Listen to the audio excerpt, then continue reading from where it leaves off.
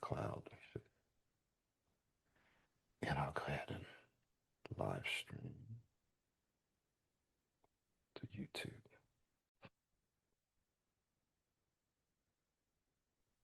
And I'll let you know when we're live streaming.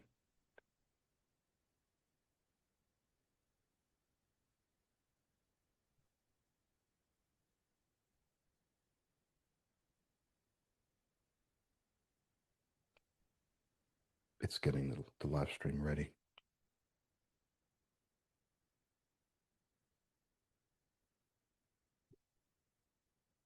Okay, I think we're live now.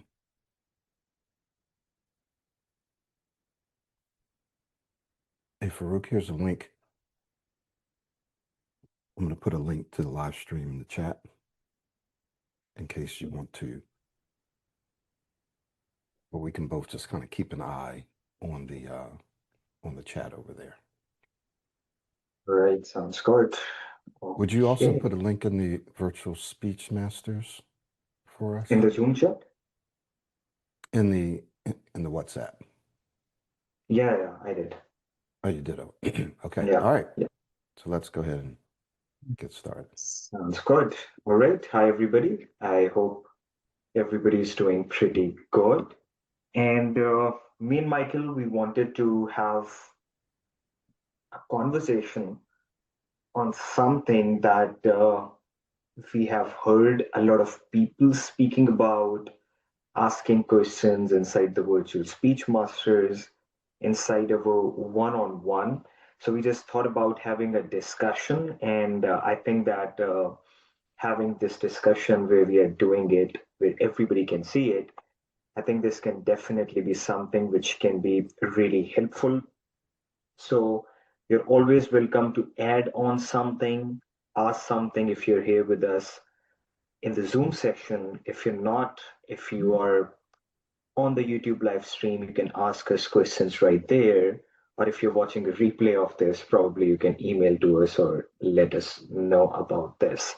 So, Michael, let's discuss about negative anticipation.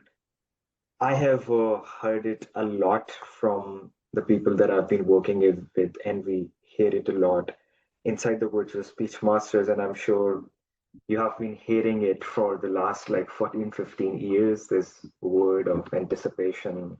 I hope I don't get stuck. I hope I don't stutter and stuff like that.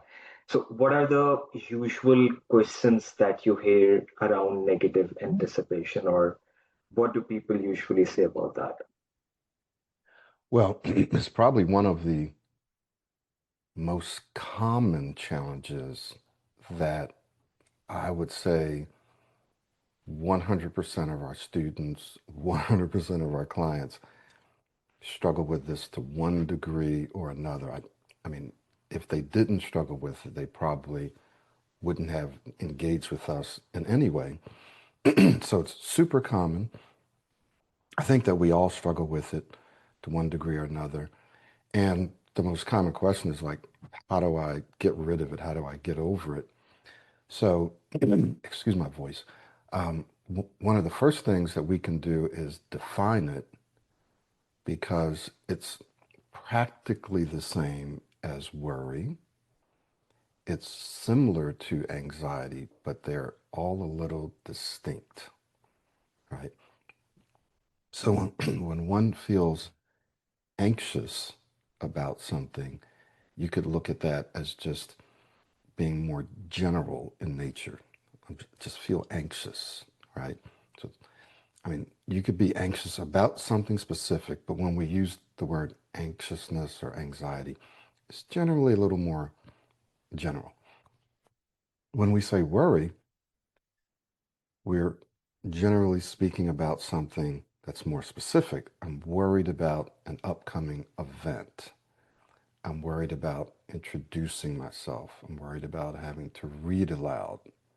I'm worried about a conversation, an interview, a presentation. So it's more specific and directed. So your worry is directed at something that's going to happen. So you keep thinking about it. And then when we talk about negative anticipation, that's probably very, very much closely related to worry, right? We can almost, they're almost indistinguishable.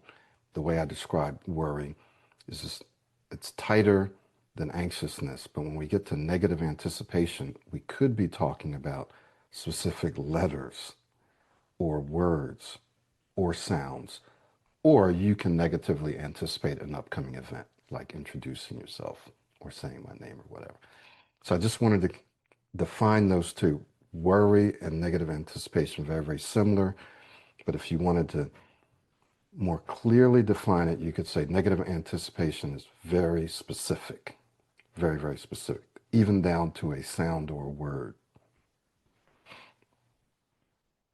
Makes sense. And what most of the people say about it when they're asking something is that they are like, I'm speaking well on certain speaking situations, but I feel like I'm still anticipating a bit and I'm working hard to get rid of that anticipation. I'm trying to not focus on that anticipation, or I'm trying to not let that happen. But unfortunately or fortunately, there's no way to like try to not anticipate and then you don't anticipate. It's Mm. often the same thing as trying to not get stuck.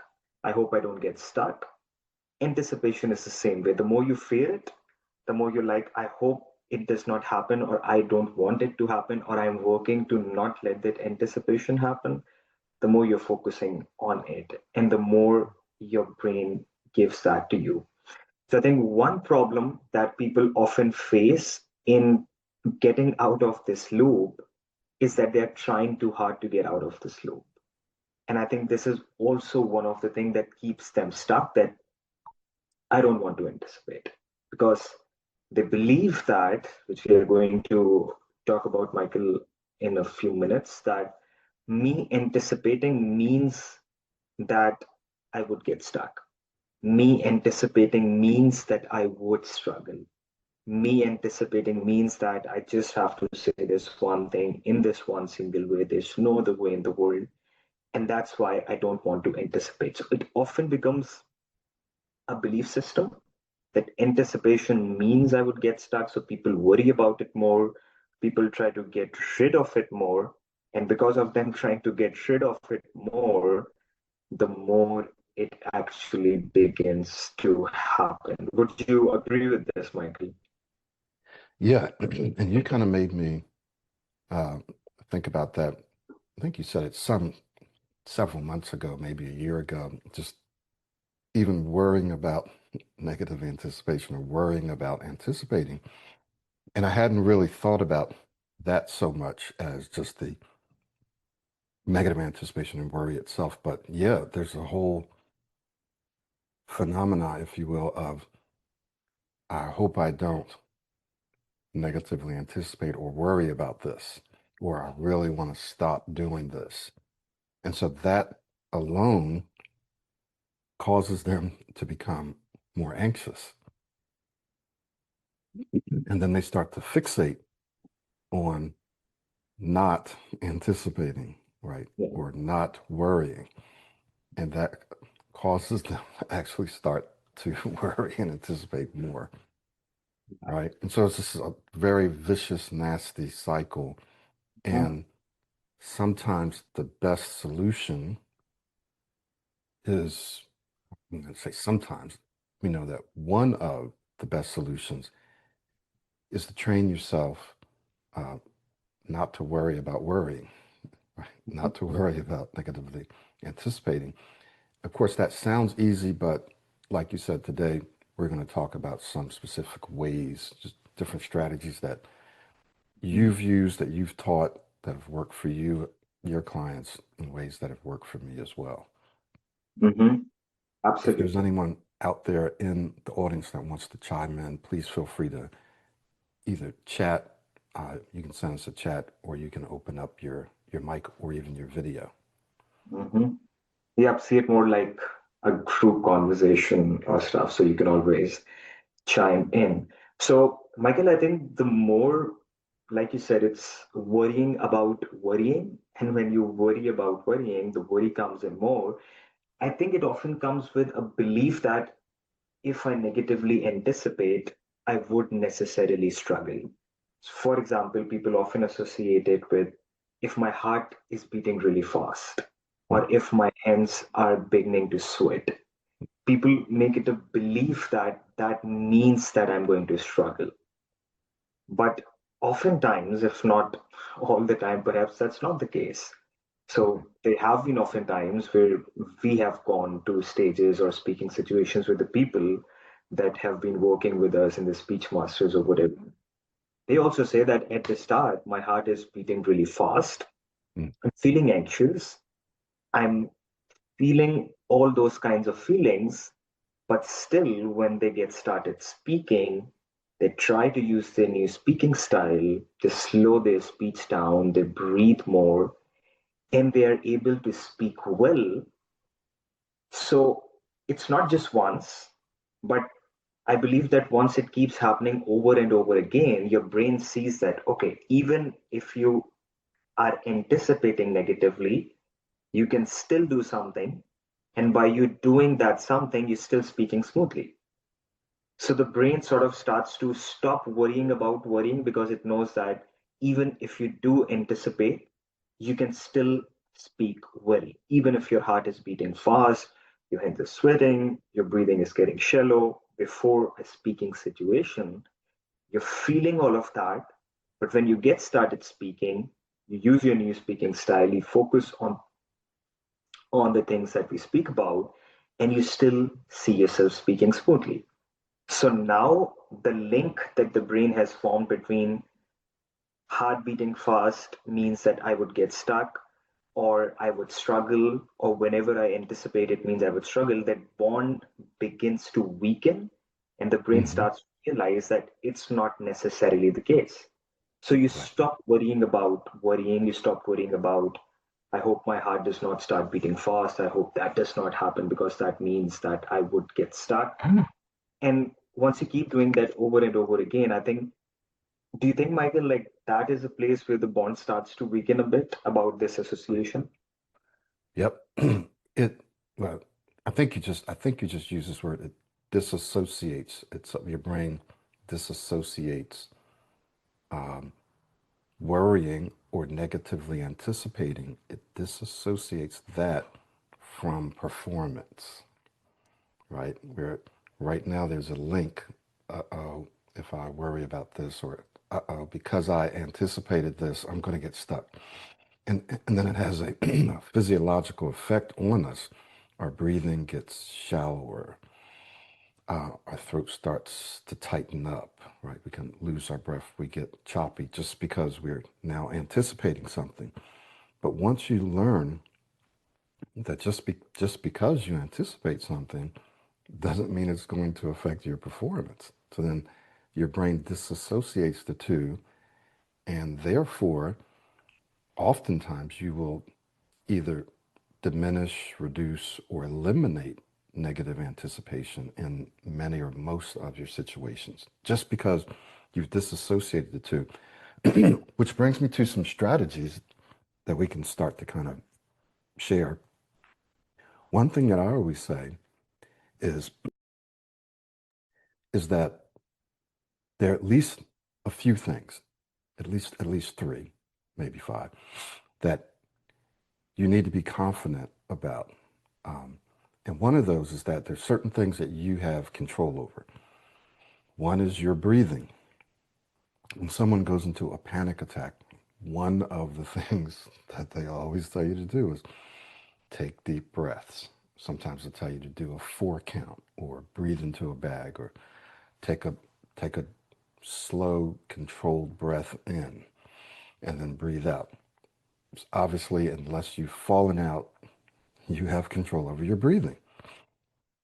Number two, you have control over your pacing, believe it or not, over your speed. You can slow your speech down no matter what. All right. And if you don't believe you can, then you won't try. Or when you try, and if it doesn't work quite well, then you won't continue to try to.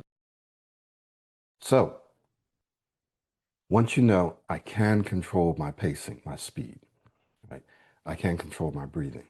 I can also control my body movement, right? I can use my hands. I can use my face and my mouth.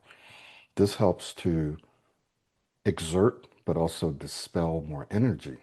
Why is that important? Because if you're tight and you're stiff, you're constricting, you're restricting, you're keeping all of that energy inside, right? And so you're tight.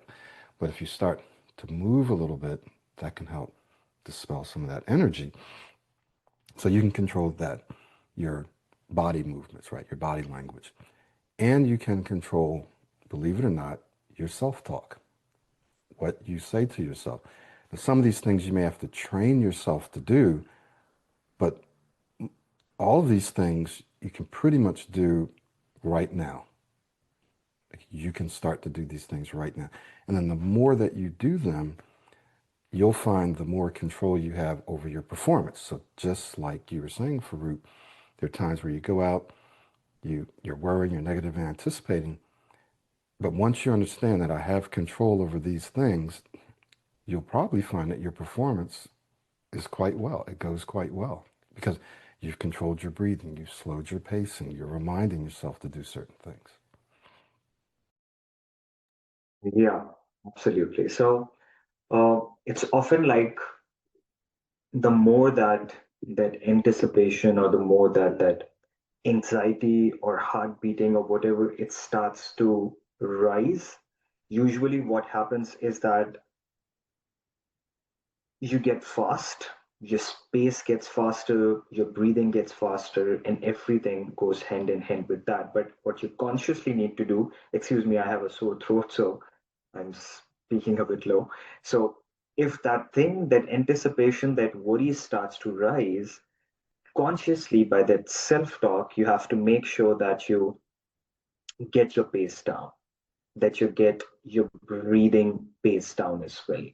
Don't let them go hand in hand. If you do something that's the complete opposite of how you're feeling, if you're feeling really anxious, or if you're feeling like I might get stuck and your heart is beating fast, naturally you would go faster. Naturally, your breathing would start to become quite shallow. What you have to do is do the complete opposite of that. Just let yourself know that the more anxious, or rather, we call it excited, because those feelings are similar. It's just about how you reframe it. And if you reframe it as excitement, you can use it to your advantage. So the more you consciously let yourself know that the more I'm going to feel that way, the slower I'm going to make my pace, the more deep I'm going to breathe, the slower I'm going to do my hand movements, the more I'm going to do my. So when you consciously do that, and not just once, over and over and over and over again, that is where you start to form those successful experiences, and you start to make your brain realize once again the same thing, that you were anticipating, you were thinking that it's not going to go well, you were worrying, but I was still able to do these things and still speak smoothly. So it's often like the brain realizing that even if I feel that way, I have the tools to manage that. I have things that I can do that will still make me speak the way that I want. And that is where we are talking about this disassociation of thinking this means this. Worry means necessarily getting stuck. And when that starts to happen, like things start to get a lot easier on that way. Yeah, So, yeah, do you have something to add on this, Michael, before we yeah. move on? Just wanted to jump in and talk about negative anticipation or worry, anxiousness, um, and how this affects our our sympathetic nervous system and our parasympathetic nervous system. So when we get worried or anxious or we negatively anticipate, it triggers or activates our sympathetic nervous system. It sounds like it should be the opposite, but it's not. So this is our fight or flight, and it's our fight or flight mode. And what this can do is it can do, we call it, hijack, it can hijack your speech. It can hijack your thinking, your prefrontal cortex, your thinking brain, the one that we use when we're analyzing or making decisions, when we're trying to answer a question or say something, that can all get hijacked in part by the amygdala, that part of our brain that manages fight or flight. It's very necessary.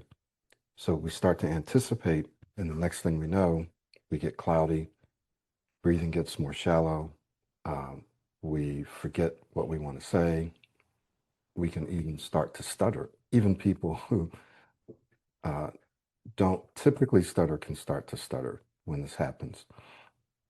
So, what do they tell you? Well, what we say is that breathing is one of the things that can help activate your parasympathetic nervous system, your rest and digest.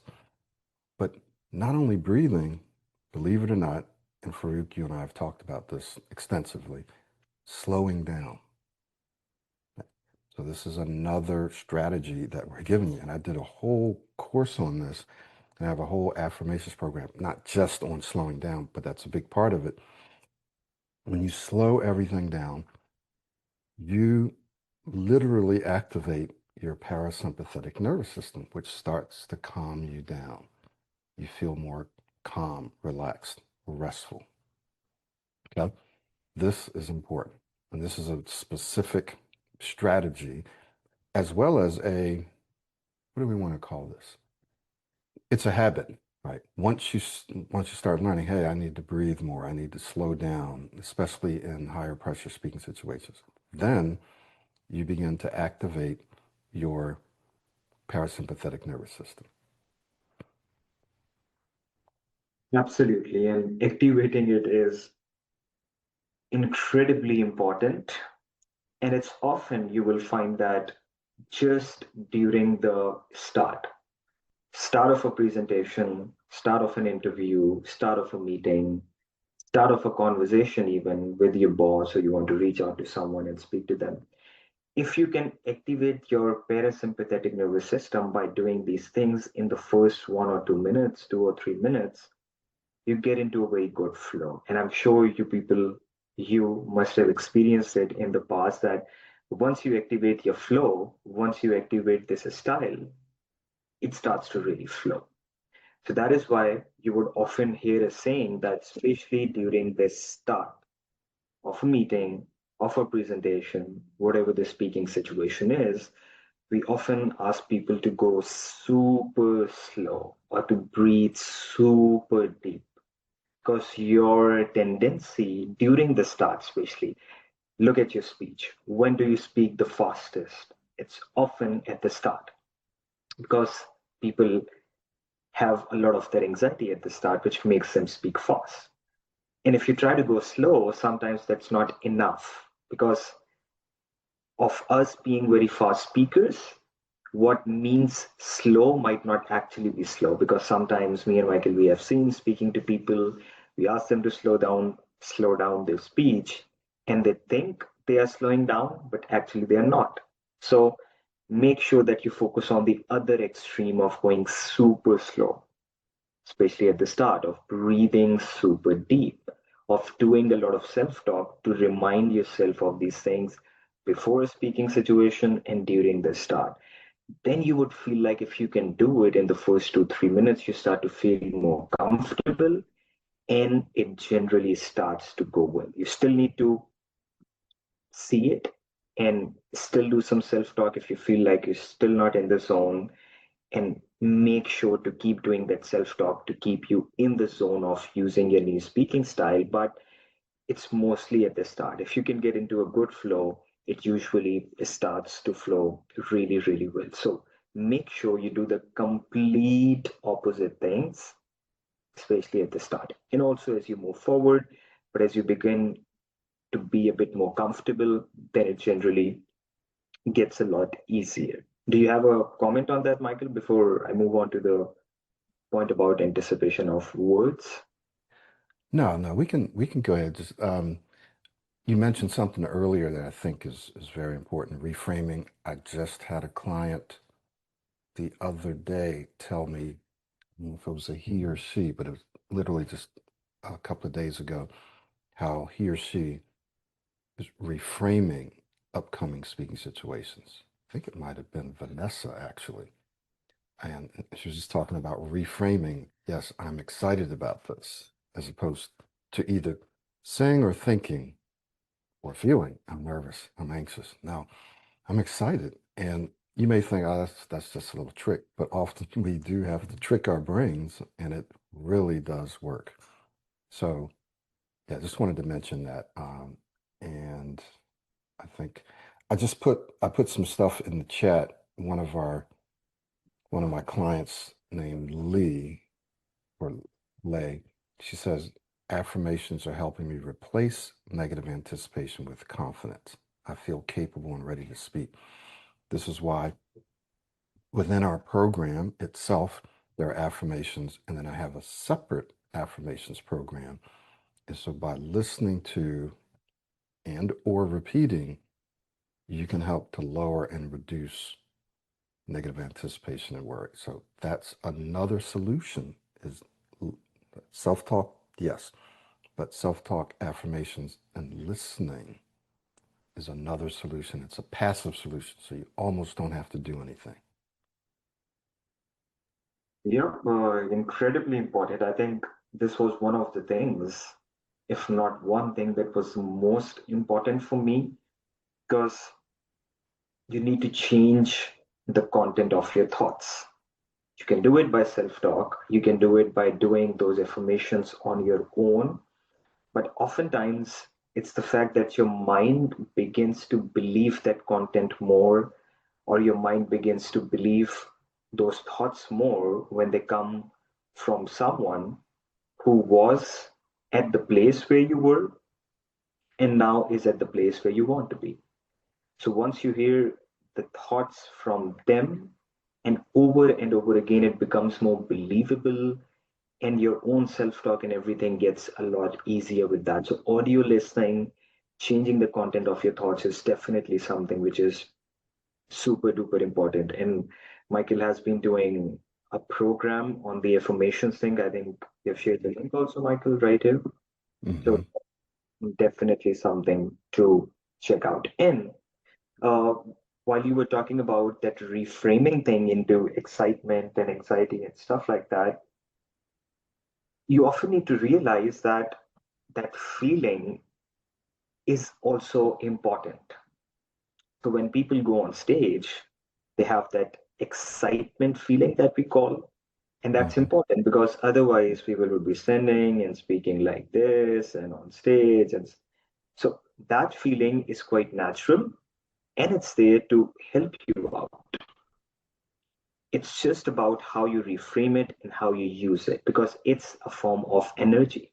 And if you can use that excitement energy and Mm-hmm. use it to use your new speaking style to invest that energy on focusing even more on slowing down, breathing more, emphasizing words, using your hands, later on, inflections, all of that. So you begin to use that energy in the right way.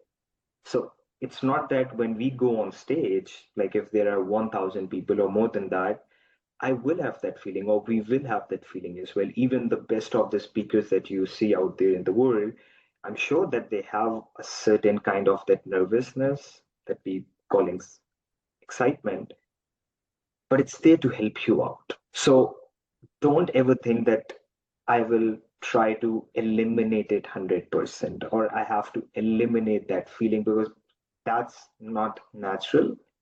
And why not to use something that's there for your advantage and try to eliminate it?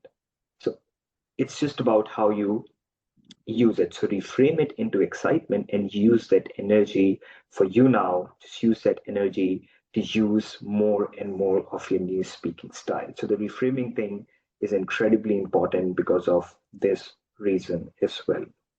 Mm-hmm. Right, Michael. Mm-hmm. So let's jump a bit into anticipation of words that people often talk about that I'm speaking smoothly, I'm going well, and I see a word and I feel like I might get stuck on the word.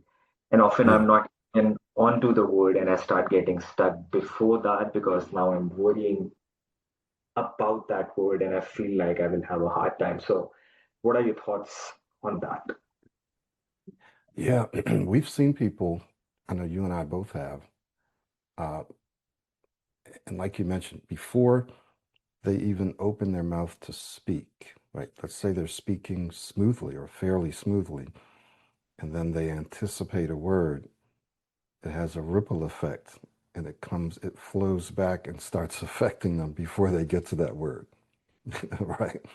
Or you anticipate, or you just get the sense or the feeling like, uh-oh, I'm going to get stuck. Sometimes people will wake up and go, I'm going to have a bad speaking day. I can feel it. Or like we're talking about now, I feel like I'm going to get stuck on this word.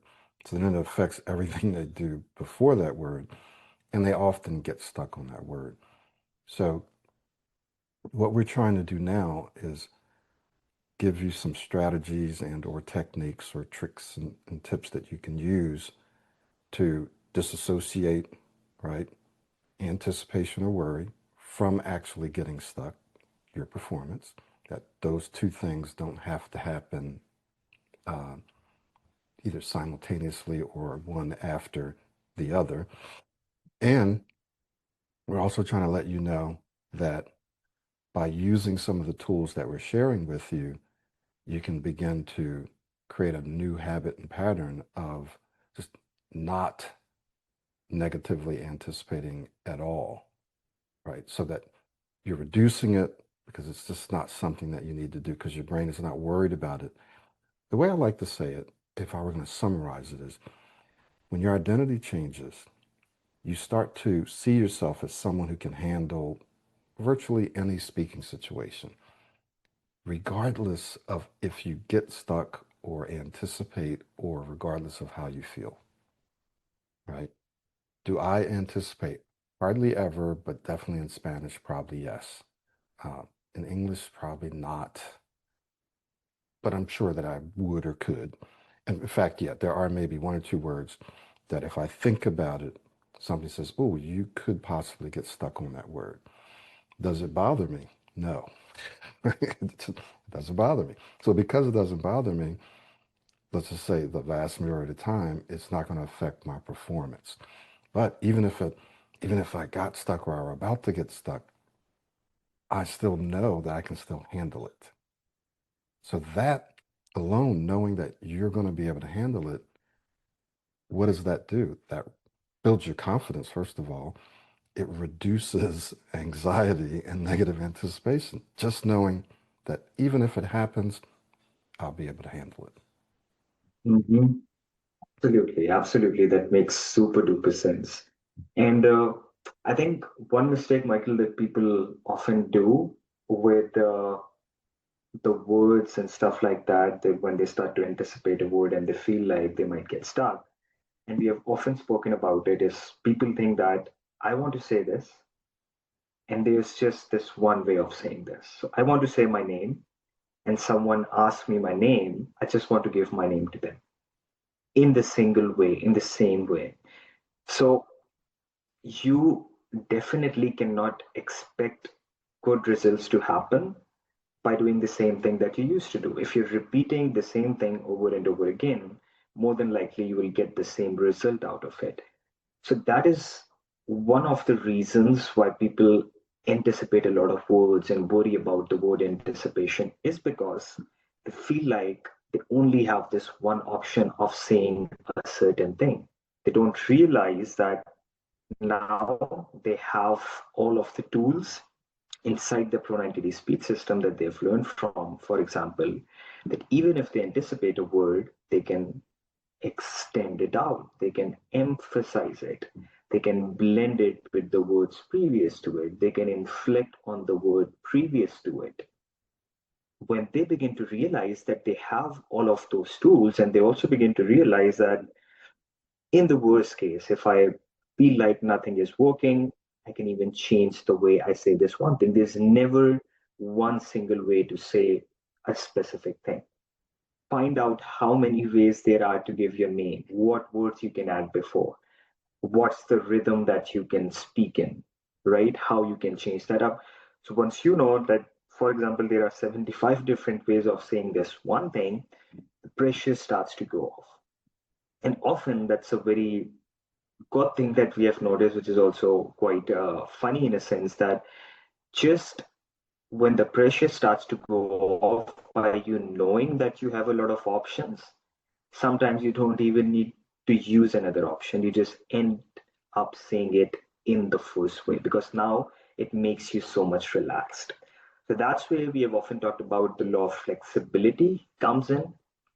The more you know about, I have a lot of options, I have the tools, so you begin to be more flexible. Yes, Michael. Yeah, let me just jump in real quick and then you can Yeah. continue. But I just wanted to jump in here because when you're talking about specific words, so let's just come down to words and letters or sounds. And I've told this story before, so I'll share it as quickly as I can. Many years ago, I was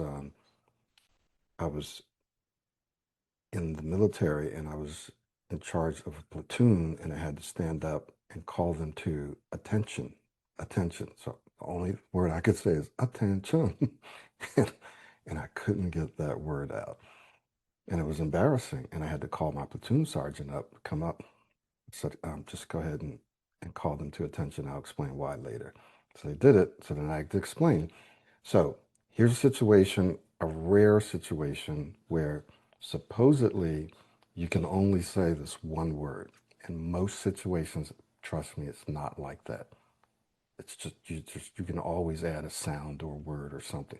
But this situation where I thought I couldn't, but actually what I ended up doing was just literally changing the way I said that word. So even then, if you feel like I have to say this word, you still can apply the law of flexibility and freedom and say, but I still have some freedom and flexibility in how I say that word. Maybe I can add a sound. Maybe I can over articulate that word, or we call emphasize. I can inflect.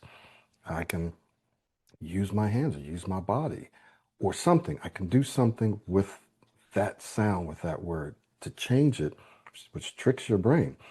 So what I did is I figured out how to say, oh, like I would just do something with my throat. I can't even explain what it was, but I'm just like, oh, so I added some style to it. So instead of just trying to say, attention, I would say, attention, like that, just kind of sing it.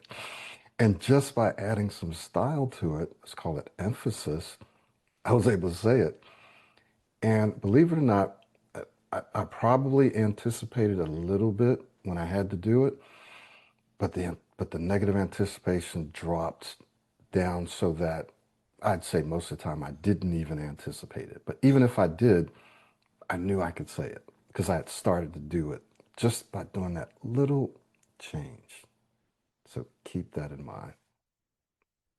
Absolutely. It's really good that you say this because often people just think about the fact that do I have to do this for the rest of my life? Like if I cannot say my name or if I cannot say my word that I have to say, and we say that blend it with the words previous to it or change the way you say it, do I have to keep doing it for the rest of my life? And mostly the answer is no, because just like Michael explained, once your brain sees that you're saying that word or you're saying those words smoothly over and over and over and over again, it just realizes that it's not a problem anymore. The brain likes to focus on problems, what's not going well. And once the brain starts to realize that it's no longer a problem, it starts to shift its focus away from that. So that is where that anticipation worry starts to go away.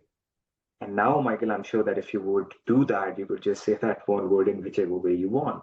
Same is the case with me, like saying my name, saying the name of my country, especially one issue for me was saying the word present when my attendance was being marked. And the attendance was being marked one after another, roll numbers, and whenever I used to raise my hands up, and she did not, I still remember like when she used to mark the attendance, she did not used to look up. So her head would be down and she would be marking it. The whole class, like 50, 60 people watching me, and they're like, man, what the hell? Why don't you say this? Because often people don't just realize it.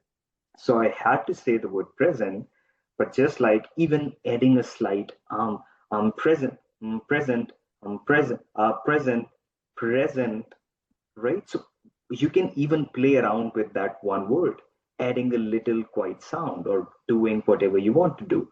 And literally, it was just 7 or 8 times that I did it continuously.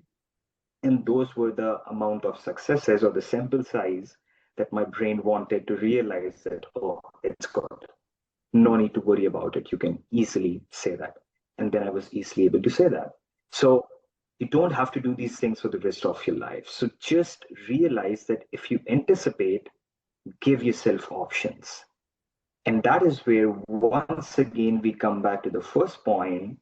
You stop worrying about anticipation because you know that even if I anticipate a word, I know what to do with it. I'll change the way I say it. I'll blend it with the words previous to it. I'll inflect on it or I'll emphasize it. So once you know you have the tools, or I'll change it, or I'll say it in another way, your brain once again starts to realize, okay, so anticipation is not a problem because even if I anticipate, I know what to do with it. And once again, the more your brain sees that, oh, you are anticipating, but by using the tools, by using what you're learning from the system, you're still able to say that out smoothly. So it says that, oh, anticipation is not a problem. So even if the anticipation comes, it does not mean that I would get stuck because I know what to do with it.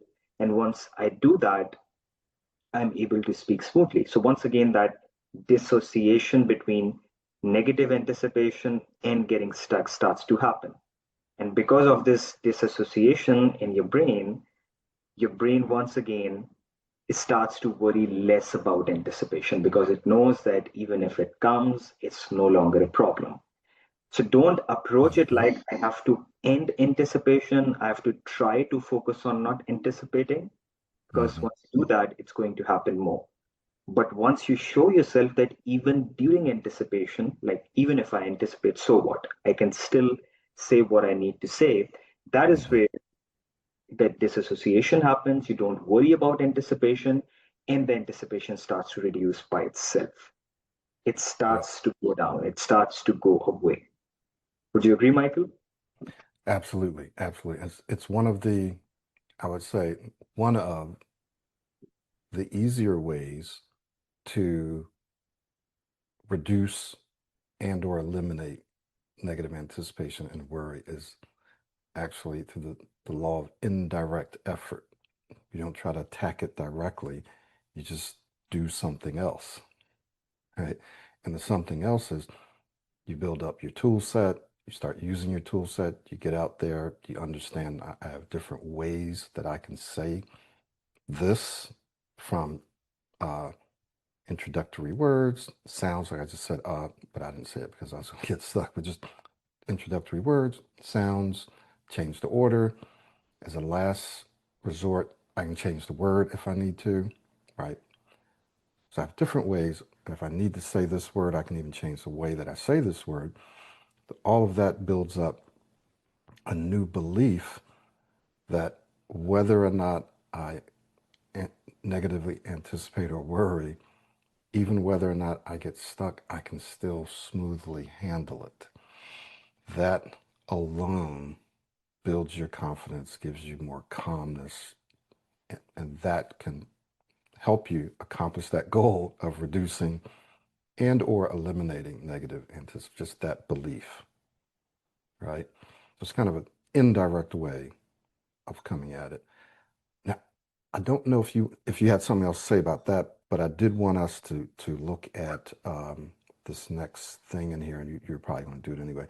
Overcoming anxiety, negative anticipation before and during speaking moments. We've talked about that already, but yeah, we probably want to converse about that a little bit. What do you think about that? And if you have something else to add to the other thing, please feel free. And if anyone else has questions or specific situations you want to ask us about, you can either type in the chat box or chime in verbally or audibly. Absolutely. So, no, Michael, not much to add on to that. I think you added onto that pretty well right there. So, yep, it has a huge role to play. So, remember, the law of flexibility. The more flexible you are, the more options you have. The more options you have, the less the pressure would be. And when the pressure is less, often, like we said at the start, you're often able to say that in that one single way. You might not even have to use another way that we are talking about, because just knowing I have so many options, it makes you relaxed that you might not even have to do that. And an even later stage that comes onto that is that when you start to realize that even getting stuck is not a big deal. So that is where you also stop anticipating. Now, I'm not worrying about getting stuck right now because I know it's not a big deal. Even if I get stuck, so what? Everyone does.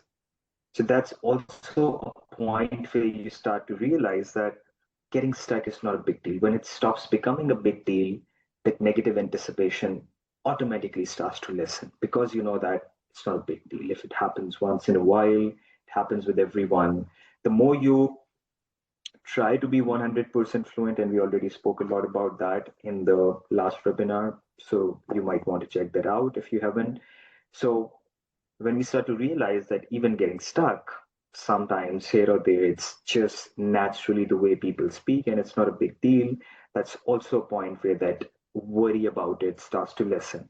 And when that worry about it starts to lessen, it happens less, so it becomes a positive loop. So you get yourself out of that negative loop and get yourself into that positive loop that keeps helping you for the rest of your life. Yeah. That's right. That's right.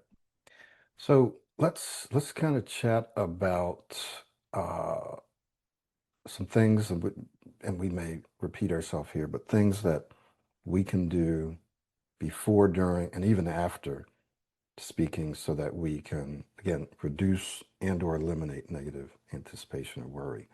So what do you think are some things that you've done personally or things that you've taught and seen people use effectively before speaking? Just all throughout the day, what are some things that you've seen people doing that helps to reduce or eliminate that? Mhm. Absolutely. So I think that mostly all of the things that we have spoken about so far, and it's also about a mindset shift that often starts to happen once you start getting to the later stages of it, is you start to focus more on what we call inside the system Wick and Rick. You start to focus more on what value do you need to add to a conversation, to a presentation, to a meeting. How impactful can you make it? How can you speak in a way where it's extremely clear? So the mindset shift starts to happen like a spotlight shift from you to the audience, or to even the one person that we are going to speak to. So it's not like in me to what do I want to give to them. Even me and Michael can worry about right here that if we get stuck being speech coaches right here, what you people would really start to think about us, that they are speech coaches, they are getting stuck themselves. But no, that's not our focus. We are not worried about that because the goal of this webinar is not for us to not get stuck. Goal of this webinar or this conversation or whatever it is, it's to give you something that adds value to your life. And we're trying to speak in a way, although because of a sore throat, I can't, but we're trying to speak in a way that's impactful. We're trying to speak in a way that's clear, checking our pace. Am I slow enough? No, let me slow my speech down more. Let me emphasize on certain words that we want you people, that we want you to remember. Let me do this, let me do that. So it's all about what you want to give. And once that focus shift starts to happen, you stop being in your head all of the time. And that is also something that we have talked about, which is really important. Staying in the present moment, getting out of your head. Hmm. Even when the next person is speaking, you're not already in your head thinking about what you want to say next, but you're consciously, actively listening to them. You're in the Hmm. present moment. And when it's your turn to speak, you use these things as positive distractors. How to create that impact, how to be clear with my speech, how to do this. For example, we often talk about modeling. How would my model think right now? How would my model speak right now? So you're giving yourself that Michael calls as mental puzzles Puzzle. that is not letting you focus on what you don't want. Oh, I hope I don't get stuck. Oh, I hope I don't have a hard time. I hope that does not happen, because your brain, your mind is a lot consciously focused on what you do want to happen, how you want to create an impact, how you want to be clear, how you want all of these things to happen. And Michael, I think you have given that example in various of the videos, is that if two people are appearing for a job interview, and provided everything else is the same, they won't judge it by, oh, he's a great speaker because he did not get stuck even once. He did not do this even once. But they're going to be more impacted by he's such an impactful speaker. Everything he or she says, it's extremely clear. I could feel Mm. what he's saying, because that is something which is really important. So the focus towards value, impact, clarity, relevance, what do I want to give to them? Focus on the other person before speaking and even while speaking creates a huge impact. But I would definitely agree that this starts to happen on a bit later stages, once you start to get a good hold on smoothness and everything. So this is certainly a mindset shift that you would need to make. I'm not sure, Michael, if you wanted to talk about the same thing, but that just came to my mind right now. No, no, no, no. That's good. I did want to just make sure that uh, because Giovanni wanted us to expand, but you just mentioned Vic and Rick, but we can just share specifically what that is again. Um, I did want to say that while you were talking about being present and not being in our own head, I noticed what was I doing while you were speaking, and uh, the good thing is that I was just listening to you, and I wasn't like I was some maybe one or two things that I wanted to say, but I didn't really think much about it, right? Which is why it took so long to recall what I wanted to say because I wasn't just constantly thinking about, oh, I want to say this, I want to say this. I just said, okay, yeah, I'd like to talk about this, but let me just come back to the present and soak in what Farouk is saying. Because when you stay in your own head, then what can happen is until you change this habit, you'll start to scan ahead. Oh, this is what I'd like to say. Uh-oh, here's a word that I might not be able to say. And then now you're in your own head. I mean, I've had clients tell me this. So they're in their own head, not listening, scanning ahead, thinking about what they want to say and what they possibly can't say, and then how they're going to change. Then they get anxious, and then they have lost, they've missed half the stuff that the person was talking about. So just learning to be present and be a better active listener can also reduce speaking anxiety and negative entities. Just being present, getting out of your own head, that alone can help. Um, that being said, Vic and Rick, you just talked about it. I'll just briefly share it. Giovanni, I think you and I have talked about this because you're one of my coaching clients. It's in the system, but it's something that we use, and it's a very good tool to help you shift your thinking. And Farouk is exactly right.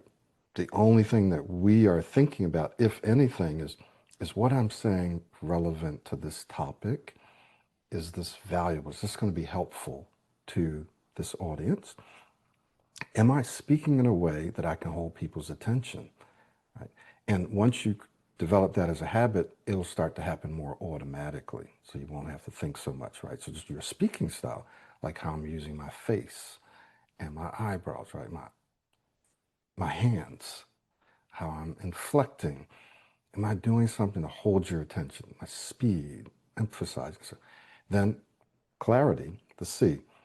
Am I enunciating, articulating, going slow enough but not too slow? Am I speaking dynamically? Am I speaking in a way that, or am I sharing my thoughts logically? Am I finishing my thoughts? Sometimes I might want to say something else, but if I keep interrupting myself, it'll just get confusing and choppy. So, am I logical? Am I using numbers when I need to? so that you can follow what we're saying.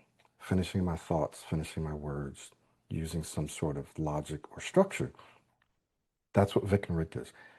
So imagine if your whole being, that is your whole body, your mind, your speaking system, your desire, everything is Vic and Rick. That's all you're thinking about.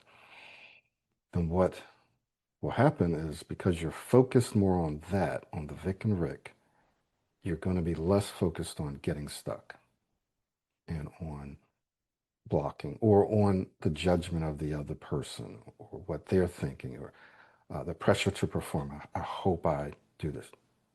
You'll have less time to think about that because you'll be just thinking about Vic and Rick. So that's the power of Vic. And then Vic and Rick becomes automatic. It's something in the background that you just do whenever you're speaking.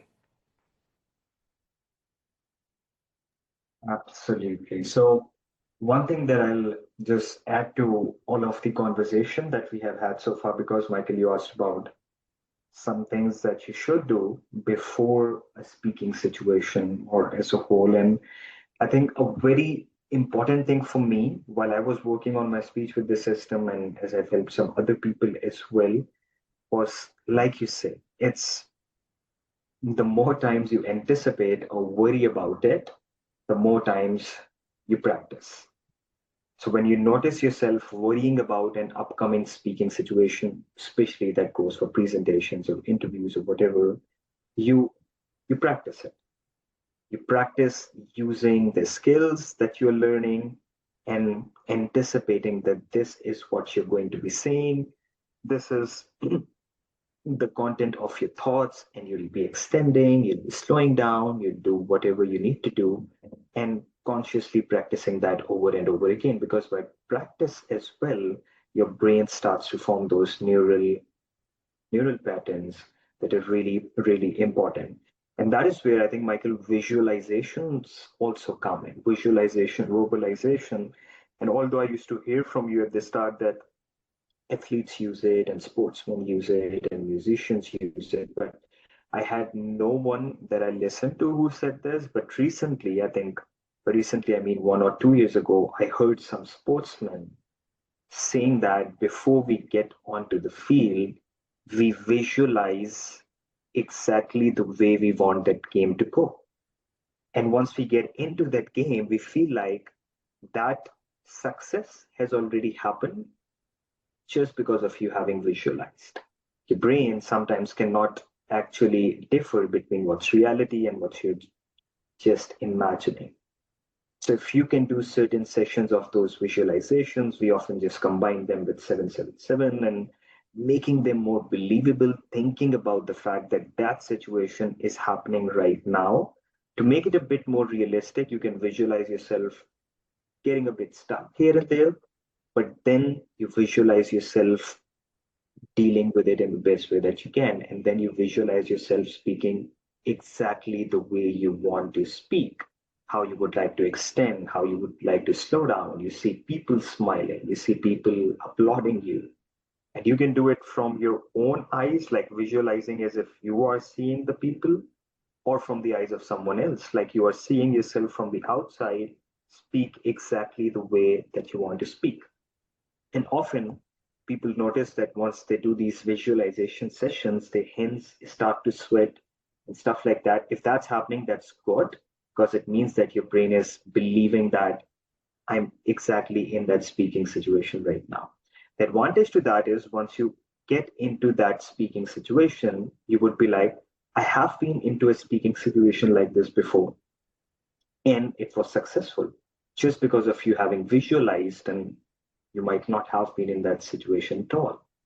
That is a skill which is extremely, extremely, extremely powerful. And you can go out there and you can search on YouTube how people visualize things and how it actually helps them once they get onto the field, onto the stage, onto the game. So that's something which is really important. So whenever you notice yourself worrying about it, practice it. Notice yourself worrying about it, practice it. But once it comes to like certain words or stuff, okay, so the next day I have to go to a supermarket and say this certain word, oftentimes what happens is that the more you try to practice it, the more you start to really think about it, the more you start to really worry about it.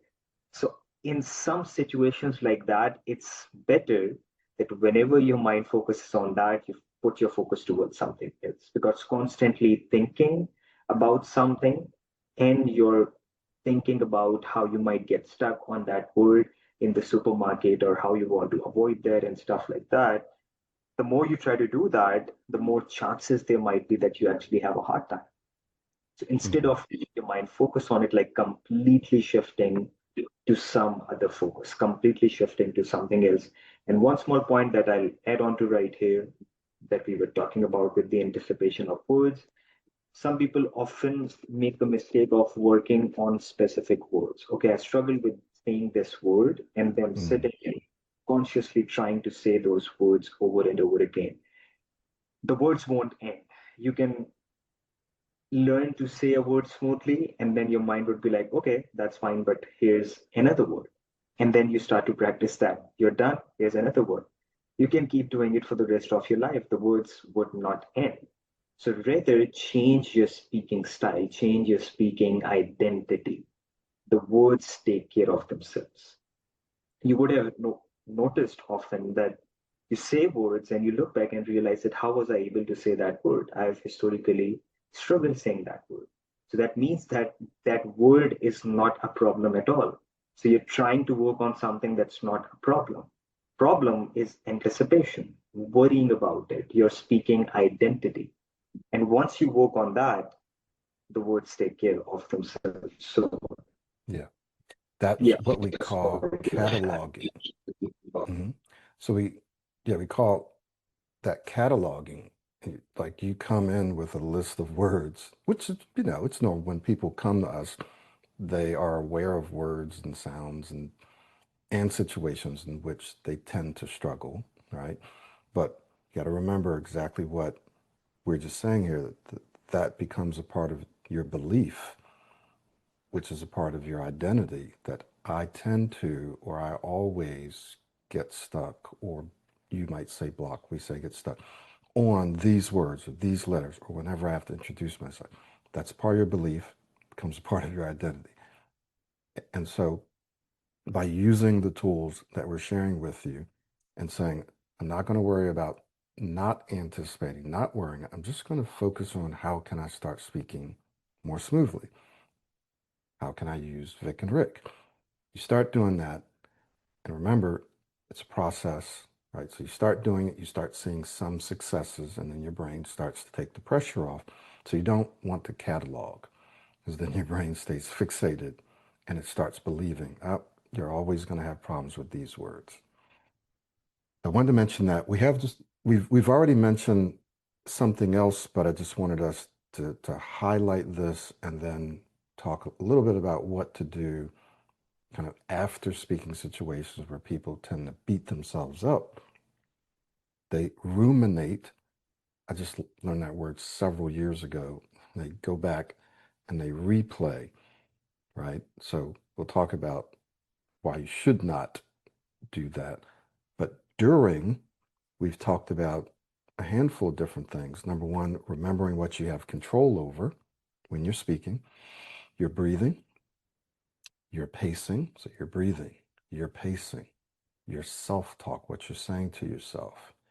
And what else did we say? Breathing, pacing, self-talk. I think there's one more.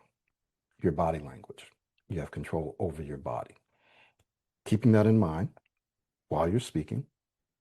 Self-talk being a big one, if not the biggest one. Self-talk, breathing, pretty big. I'd say maybe self-talk is number one while you're speaking. And then um, refocusing on your model, huge for some people.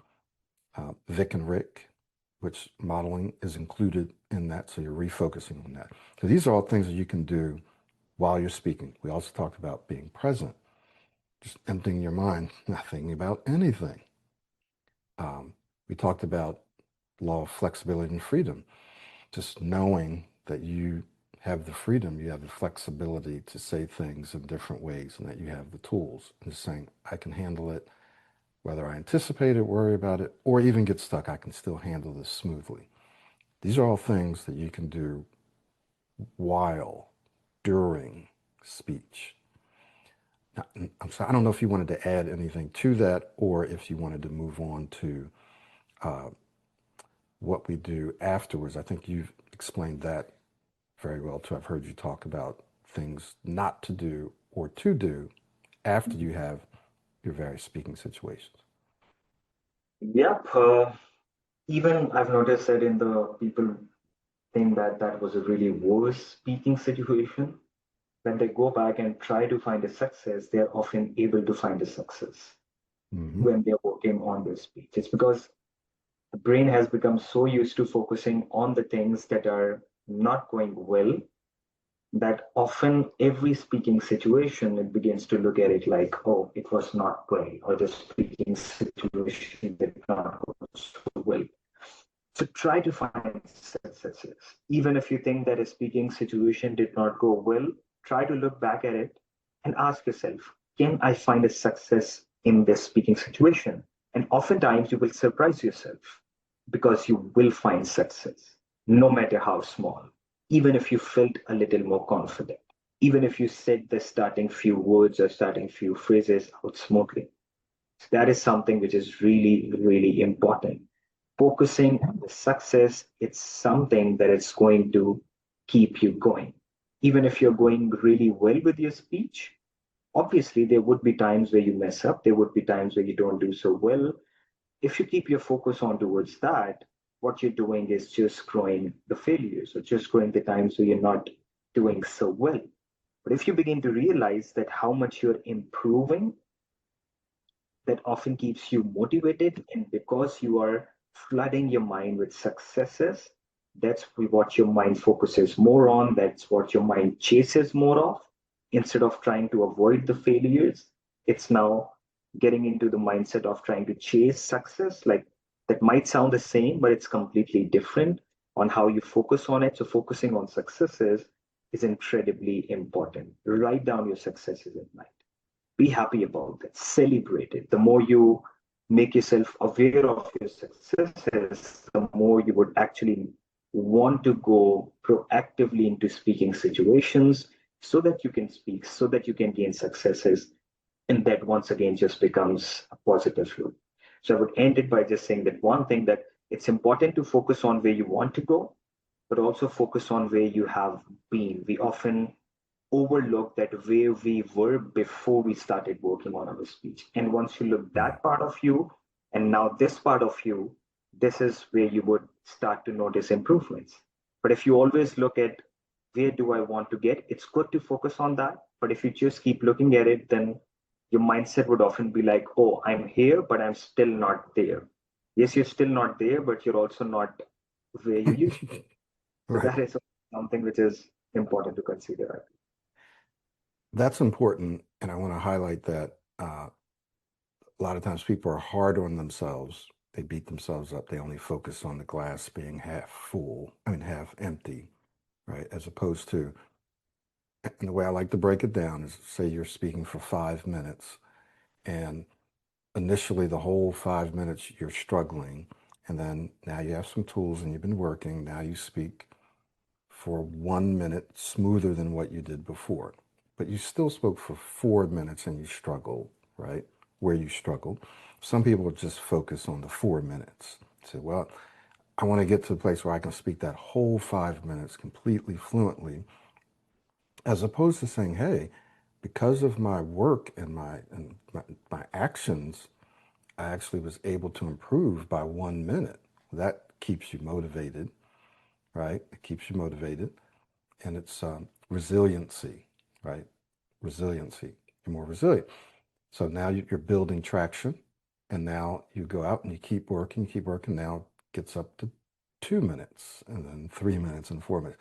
But if you keep focusing just on the fact it was only 1 minute, then what you're going to do is take one or two steps forward and one or two steps backwards. You're either not going to go anywhere, frustrate yourself, or even start to slide back. So this mindset shift is super important, super important. Never Never go into this or any other program or any speaking situation expecting to be perfect, expecting to be flawless, um, expecting everything to work. And remember the placebo effect. Sometimes things will work, seemingly work for a while, then it'll seem like it'll stop or you'll have a dip. But the placebo effect is real. You really did experience those successes, which shows you that you can. And now you just have to build a stronger foundation, a stronger belief, a stronger neural foundation so that what you experienced during that placebo period starts to become more permanent. So it's a real effect. Use it. And remember that repetition is the key here, right? You want to shorten the feedback cycle, the feedback loop. So that means getting out, using your tools, and exposing yourself to more and more speaking situations. And the better you get, expose yourself to higher and higher pressure speaking situations. So these are some things that you can do kind of post or after. Evaluate it. Hey, what did I do well? What can I do better next time? I spoke well for 1 minute. I felt like this. Become aware of how you're thinking and feeling in that moment so you can begin to do some things about that. And then get out there and do it again. Sometimes you have to use the law of control. For example, I never used to like to read aloud. So there were certain kinds of readings, what we call responsive reading, that somebody just told me that they had to do. I think it was Vanessa, actually. I'm just remembering because we just had a meeting. And they were supposed to read together, but then they made them read, you read this and then you read that. And so she's like, but she did it and she did it well. Sometimes when I was younger, I would say, no, I want to be able to read the whole thing because I didn't feel comfortable at that time. So try to take control of the situations, but do it. Do it anyway. And then as you take control, at least you're still doing it. You're building your confidence. And then you say, okay, now I'm ready to do this. Now I'm ready to do this. Remember the cascading and the ripple effect. As you start to do things, it starts to affect other areas of yourself, other aspects of your mindset, your confidence, your identity, your beliefs, your speech. It's what we call the cascading effect. The ripple effect is that it also goes and starts to affect other areas of your life. So if I speak well over here in this specific situation, it can build my confidence and make me more fluent over there in that situation. It just starts to ripple out. So I wanted to share all those things with you because it's important when we talk about before, during, and after. Absolutely, Mike. Absolutely. So, yep, we would love any questions, any comments from everyone who's right here, or if you're watching us on YouTube or on Zoom, anything that you would like to say. Obviously, you can't say on YouTube, but if you're on the Zoom session, you can unmute yourself, you can open up your video, and you can let us know if there is something specific that you want to ask or that you want to talk about Mhm. before we And start to wrap it up. And also, like, give us, yeah. yeah, go ahead. Huh? Go ahead. Yeah, and also like give us a review of how you found this session to be, because this was a little changed. We were trying to have a conversation about something, and this was not planned at all. Like Michael did not knew what are some things that I'm going to talk about and ask him. So it was a random conversation about this, and let us know if it was helpful and any comments or questions or anything that you would like to share on this. Yeah, yeah, good. And while we answer Isaac's question, there's a link there, takes you to our main web page, and on there you can find out more about our one-on-one coaching. You can work with Farrukh, you can work with myself. It's an investment. You have to think about it like that. Some people have been working on their own for a while and they've reached a plateau.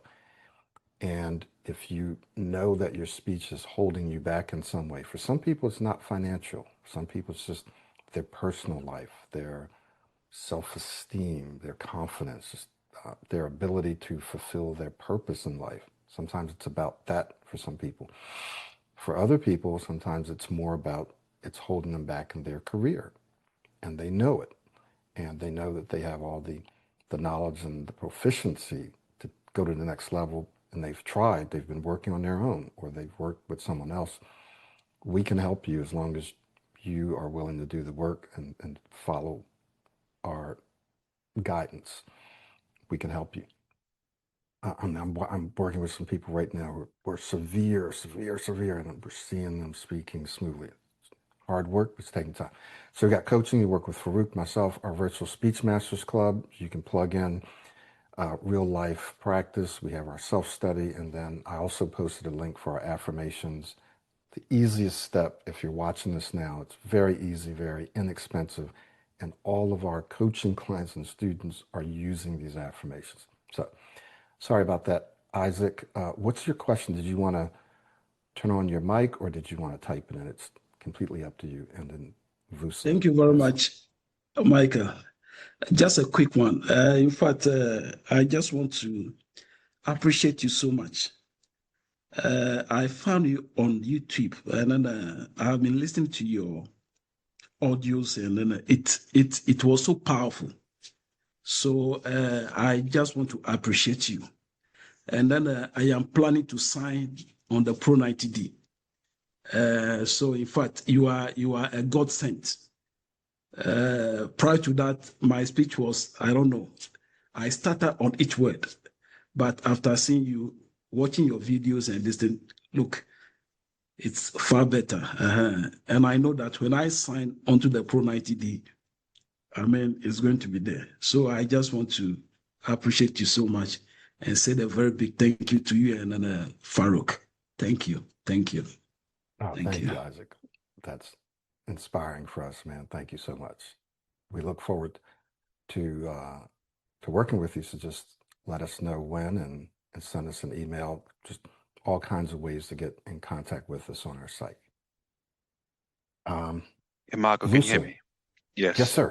Yep. Okay, go ahead, bro. I might as well say or ask my question verbally. So I think it's a point that Farrukh mentioned about when one is anticipating a worrying or they're thinking too much about a situation that they're worrying about. I think Farrukh said that in those situations, it's best to practice more.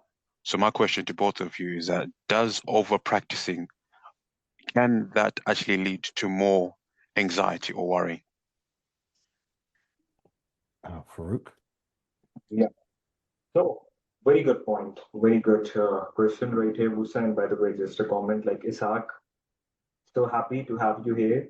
And it's a huge success, even being here for the first time if you are and opening your mic and saying something on Zoom. And it already shows how much you've improved your speech by watching the videos and everything. Like you said, you used to stutter on every single word. So that's really, really good, man. Big heads up on that, and we look forward to seeing you more and more inside the system. Musa, so an interesting question that you mentioned right here. I would say if generally you're practicing, if it's an interview, if it's a presentation, and you're practicing, okay, in an interview, let's say, they would ask me these things. This is how I would answer the questions. This is how I would structure it. This is how I would be extending. This is how I would be breathing. This is how I would be doing all of this. So the more time you start to worry about that, oh, I hope I don't get stuck, you start to practice that speaking situation generally as a whole. But problem comes if you are anticipating, worrying about a certain word, let's say, and then you are constantly in your head just thinking about the fact that I will have to say that word, and you're consciously trying to say that word over and over again. So that can bring some anxiety or stuff into it. You can practice, if you want to say that word, how you will blend it with it and stuff like that. But don't just keep doing it over and over again, because what that would just do is that the whole day before or the hours leading up to that, you're flooding your mind with thinking about that word over and over and over and over and over and over again. And when that word comes, you once again worry about it, anticipate it, and get stuck on it because you have already been doing it for the last few hours and stuff like that. Like we explained, the words in itself, they are not problems. The problem is you worrying about them, you anticipating them. So if you feel like the practice that you are doing is more in general terms and it's helping you feel good, if it's helping you feel more confident, then that's good. But if there is any specific word or something you're feeling bad about it, you feel like you would get stuck on it, and you're trying to practice how to not get stuck on that word instead of practicing the whole thing, the whole conversation or presentation or whatever, then I would suggest not to do it and focus on the general practice or focusing on something else, if that makes sense. And Michael, if you have to Yeah. add. Real quick, I'll just add there's private practice, there's the practices that we recommend, then there's public practice, meaning real life practice. There's practice for a specific meeting or presentation or interview. And I recommend practicing those kinds of things, that is meetings, interviews, presentations. Do them in small chunks, rehearse them, practice them so that you've internalized it, but don't overdo it, right? But practice as much as you want so that you're comfortable, you're fluent, you're confident. Then there's probably a point, we don't know where that is, but there's probably a point at which you just feel like, I got this, I don't need to be perfect at this, right? Don't try not just to say, okay, this needs to be absolutely perfect, putting too much pressure. So it's that kind of private practice. Then there's thinking about your speaking situations as practice. Every time I speak, it's practice. Can't do too much of that. So yes, you can over practice, and Farrukh just explained, some of those situations. Just like to add something onto that, don't flood your mind with practicing how you would not get stuck on something. So don't practice not getting stuck. Practice how you want that presentation, interview stuff to look like as a whole. Like we talked about how you want to create that value, how you want to have an impact, but don't keep practicing how I would not get stuck on this word or on these words, because what you're just doing is overthinking about those words, and that overthinking can be a problem while you're there. So, yeah, practice to speak smoothly, don't practice to not get stuck, if that makes sense. Thank you very much. That makes sense now. Thank you. Thank you, Vusa. So we have another question, and then we'll wrap up here from YouTube about stamina. Basically, energy, and then we have a question from Haley. So stamina, yeah, I found that the more I spoke, the longer I spoke, the more stamina I built up. And you just learn how to make sure that you keep yourself hydrated, that you have enough rest physically, and that you're breathing enough, right? Because if you're not breathing enough, then that your body and your brain's not getting enough oxygen. So you have to learn how to make sure that you're breathing during the whole time that you're speaking, as well as the other things that I just mentioned, if you're speaking for long periods of time. And you will build your stamina when you do that. So you can increase your stamina. Here's something else that I say: if you're feeling tired, and it could be because of the time of day, or just that your brain is tired and just don't have a lot of energy and willpower. What I would do, and what I have done, is I'm going to breathe more, breathe deeper, and breathe more. I'm going to slow my speech down in many cases, but also I may speak more proactively. Well, Michael, what does proactively speaking mean? What does that look like? That means I'm going to actually infuse more energy into my speech. I'm going to make it more dynamic, but more on the slower side. So I'm going to emphasize more.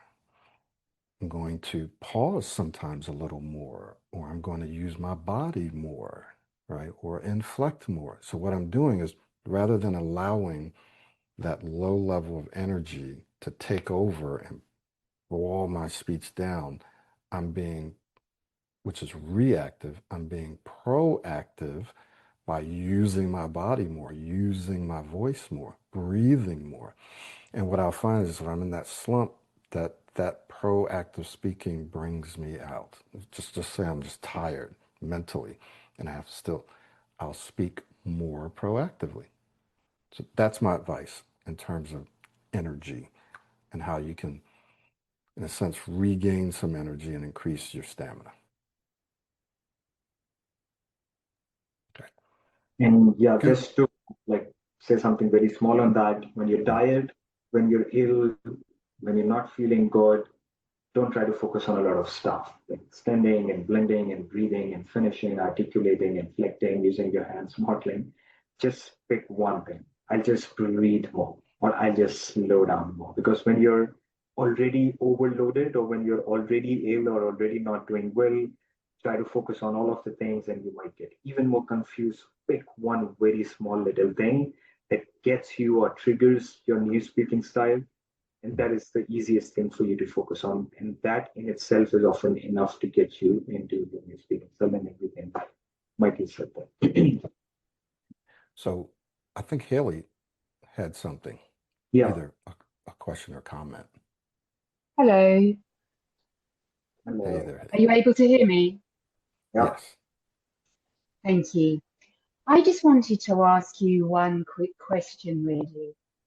If you're in a situation or you're waiting, say, in a queue, and it's a situation that you're kind of anticipating, and then you're aware of someone coming in behind you as well, so you've got, as well as the situation you're anticipating, sometimes I also then worry about that person behind me overhearing me, and that just adds another layer to the situation. I just wondered if you had any tips on how to deal with that, please. Mhm. So I would say, like when I was first coming right here for my master's, so we used to, or we had our visa interviews right there. And when I was going for my visa interview, I thought that it's going to be in a room or somewhere.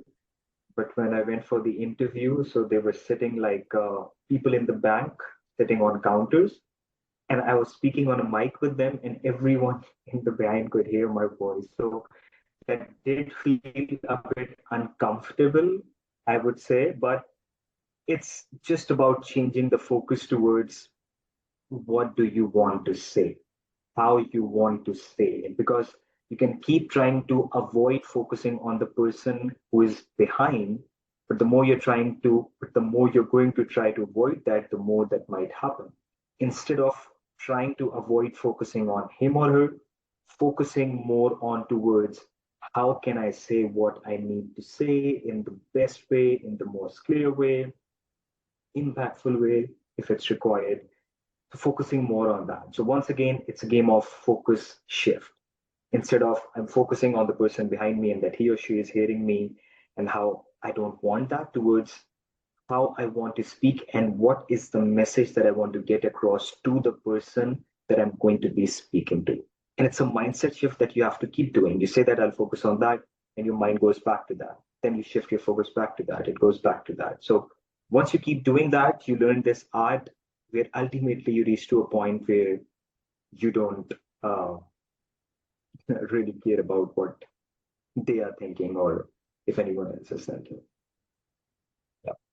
Yep. I was just about to say, Michael, what you stated your wife used to say sometimes that uh, I I don't give an F about it.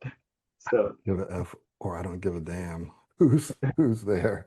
I'm just gonna take my time, say what I want the way I want to say.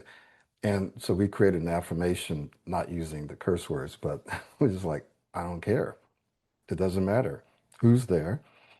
I'm still going to take my time and say what I want to say the way that I want to say it. So that can be a helpful affirmation. And it can be challenging. Like even for me, sometimes if I'm doing something and my wife is walking around in the background, it can be distracting. But I guess because I have a lot of discipline, I can just reshift my focus right to what I'm, but it can be distracting if somebody's like standing back there and, like depending on the situation. So yeah, and focus. for Michael, it used to happen a lot in when I started doing these webinars. So once I used to do them myself, I was fine. But whenever I realized that you were there with me, so sometimes I would focus on, obviously, like you have coached me, so how you would judge me on how I'm explaining things to people. But the more that I did them and the more I kept shifting my focus towards from what Michael is thinking about me to what do I want to give, that now the focus does not get to that. So Exactly. it's a focus shift that you do. And with affirmations, with a little self-talk, you start to get there, I would say. Okay, thank you very much for that. All right. Very good. So virtually all this is about habits, forming new habits of thinking, new habits of focusing. I'm going to focus on this, keep focusing. I'm going to start doing this, start doing that. I'm going to start being more present. It's all about habits, repetition, all of it. So thank you guys. It's been a pleasure. We're glad that these are helpful. We'll continue to do these at least twice a month. We ask some of our previous clients to pop in. You guys can pop in. You can be on video if you want, ask questions, make comments. That's exactly why we're here. So thank you, and we'll see you all the next time. Please remember to visit our website and check out the resources that are available so that we can help to more quickly take you to that next level. For some of you that want an easy first step, I'm just pasting the little affirmations bundle there. It's like 24 bucks, but there's a powerful set of affirmations that all of my coaching clients and our self-study students are pretty much using. All right, Farrukh. Not much to add, Michael. We look forward to seeing everybody in more of these sessions. Always feel free to reach out to us on our emails, on the Slack group. And if you're looking for the one-on-one coaching, you can always book a free assessment session with us. And you can just talk about certain things and we can see if it's a good fit. The virtual speech masters, you'll find that on the website. Michael, could we also share a link to that, the virtual speech masters, perhaps right here? If you haven't already, Yes. let me do that. Yeah, I got it. I got it right here. Yeah. So it's also a great place to put into practice whatever you have been learning. And yeah, keep joining these sessions and keep letting us know how they have been helping you and what are the things that we can keep improving. Very good. Okay, we'll see you all next time. Hey, everybody. And Farrukh, I'll send you a Slack with our meeting link, and then we can invite Charmaine.